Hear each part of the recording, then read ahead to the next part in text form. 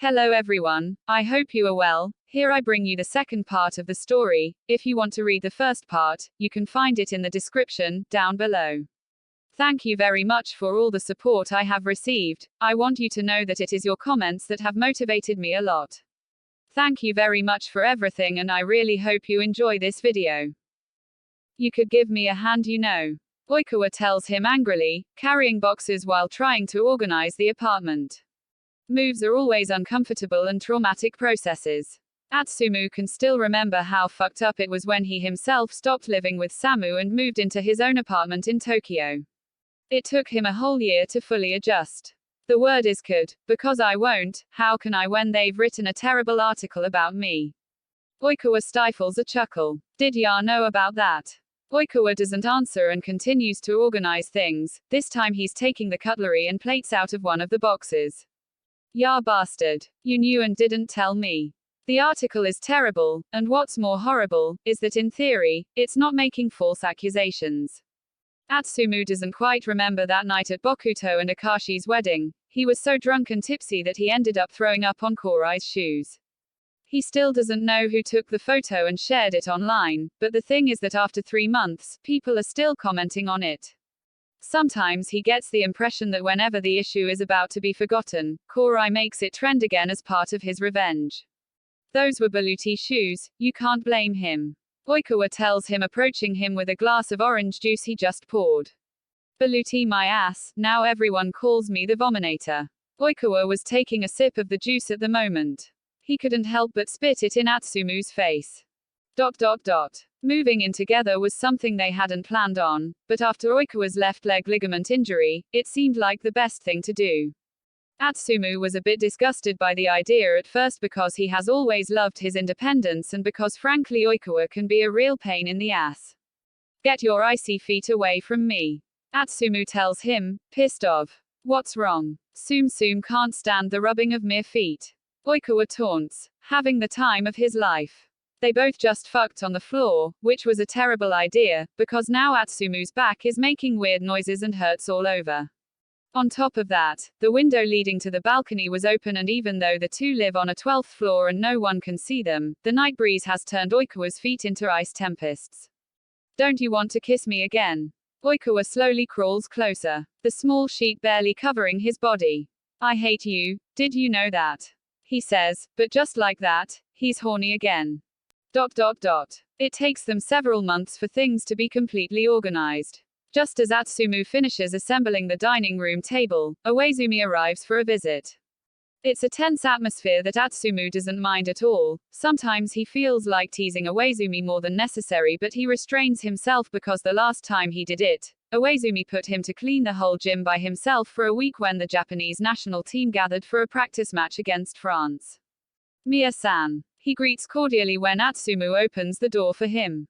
Almost too cordial. Oikawa has never wanted to tell him what happened with Iwaizumi. He once heard him argue with him on the phone and cry, but as far as Atsumu knows, they've been able to maintain their friendship. Of course, Iwaizumi sometimes has this sad way of looking at Oikawa and then looks at Atsumu, frowning, Iwa-chan. Long time no see. Oikawa greets when he sees him. Almost too happy for Atsumu's liking. He's all wet and full of soap, he just finished washing the bathroom. If Atsumu's biggest flaws are his overweening self-centeredness and brutal honesty bordering on cruelty, Oikawa's is the ease with which his emotions fluctuate. He can go from laughing to crying and from being on top of the world to becoming deeply depressed so fast that sometimes Atsumu feels dizzy. Give me one of your specials. Again. Just give them to me, Samu. It's summer and it's hot. It's so hot that Atsumu feels like with every step he takes, the sole of his shoe is going to stick to the pavement. This time I won't give you a discount, Sumu, you're going to bankrupt my business. Atsumu scowls at him, grimaces indignantly and snatches the bag out of his brother's hands. Those are Oikawa's favorite onigiri. He walks home racking his brain thinking of something kind to say. Oikawa just received the results of his medical exams. Apparently he unconsciously put more pressure on his left knee trying to protect his right one. He has an inflamed ligament and a torn meniscus. When Atsumu was younger, his partners always broke up with him because of his bad temper. Once when he came home drenched in strawberry juice that his ex-girlfriend had poured on him after he told her she was empty and unambitious, Osamu told him that he wasn't surprised at all, because he had the devil's temper.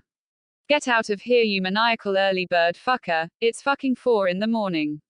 He yells, making the most threatening face he's capable of and throwing a pillow at him. He hopes that's enough to scare him off. 2 years of dating and the fucker still hasn't learned that a sleepy Atsumu is a cranky Atsumu. Samu learned that lesson when they were in school, maybe that's why he stopped trying to wake him up and just let him be late. We agreed to meet your brother early so we could take the train to Hyogo and visit your grandmother. Are you out of your mind? That's at 8 o'clock. He complains as he pulls his second pillow over his head. If he can't hear him, it's like he doesn't exist, right? I wouldn't have to if you were quicker at getting ready. But it always takes you more than an hour to shower, let alone do your hair. I never imagined there would be anyone in the world who would take longer than me. It's true, Atsumu has bleached hair and to make it look good, he has to pull a lot of stunts. Even Oikawa takes less time and the son of a bitch takes quite a while. What's it to you? He replies anyway. Oh, it's that so.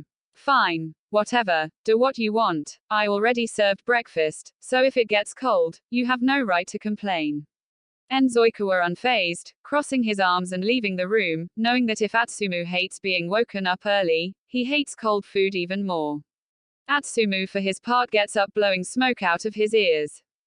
When Samu sees him that morning, with dark circles under his eyes and his hair half done, he bursts out laughing.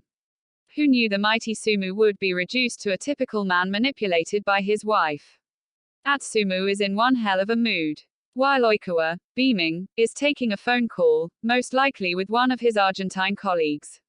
Shut up, just shut up, claims Atsumu tiredly to him, trying to make his brother's head explode with his intense stare. Don't you sometimes wonder what would have happened if you hadn't blown it with Sakusa?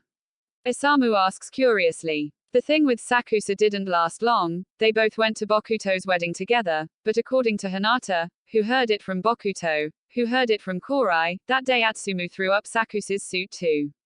Atsumu doesn't remember, but since that night things were never the same again. At least now they get along more or less well, sometimes they even do something similar to chatting. Fuck.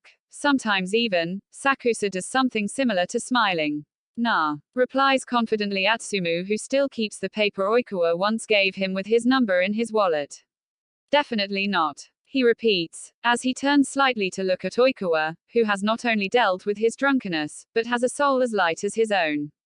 I really hope you enjoyed the story a lot. Write me in the comments what you think, that inspire me to keep going.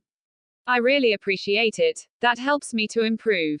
Also, you can write me about topics that you would like me to write about. Please subscribe, share it and like it. See you soon.